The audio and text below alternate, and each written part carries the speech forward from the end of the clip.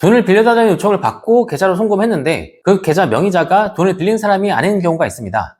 이럴 때 돈 받은 계좌 주인에게 청구하면 되는 것이 아닌가 하는 생각이 들 수 있습니다. 그런데 실제 사건에서는 그렇게 단순하게 해결되지 않는 경우가 많습니다. 오히려 잘못 청구하면 회수가 더 어려워질 수 있습니다. 오늘은 돈을 다른 사람의 계좌로 보낸 경우에 누구에게 대여금 반환 청구를 해야 하는지 실무 기준으로 정확하게 정리해 보겠습니다. 이 문제는 보통 이렇게 정리됩니다. A는 돈을 빌려준 사람, B는 돈을 빌려달라고 한 사람, C는 실제로 돈을 받은 계좌의 명의자인 경우에 이때 A 입장에서는 C에게 돈을 보냈기 때문에 C에게 청구하고 싶어집니다. 하지만 법적으로는 접근이 달라집니다. 대여금 분쟁에서 가장 중요한 기준은 누가 돈을 받았는가가 아니라 누가 돈을 빌렸는가에 있습니다. 즉 A가 돈을 빌렸고 자신의 필요로 사용했다면 계좌 명의자가 C라고 하더라도 차주는 B입니다. 이 경우 C에게는 원칙적으로 책임을 묻기가 어렵습니다. 반대로 이런 경우도 있습니다. B가 C를 위해 돈을 빌렸고 실제 이익도 C에게 귀속이 됐다면 이 경우에는 C를 차주로 볼 여지가 있습니다. 결국 핵심은 실질적으로 누가 돈을 빌렸는지입니다. 그래서 실무에서는 다음과 같은 요소들을 종합적으로 살펴보게 됩니다. 첫째, 자금의 사용처, 누가 실제로 돈을 사용했는지. 둘째, 거래 경위, 누구의 요청으로 송금이 이루어졌는지. 셋째, 당사자의 인식, 객관적으로 봤을 때 채권자가 누구에게 돈을 빌려준 것으로 이해했다고 볼 수 있는지. 넷째, 계좌 명의자의 관여 여부, 단순 명의 제공인지 아니면 실질적으로 거래에 관여했는지. 이 요소들이 맞물리면 차주가 정리됩니다. 실무에서 가장 많이 나오는 오해는 이것입니다. 계좌로 돈을 받았으니까 책임이 있는 것이 아닌가? 하지만 판례는 비교적 명확합니다. 단순히 계좌를 빌려준 것만으로는 책임이 인정되지 않는 경우가 많습니다. 예를 들어서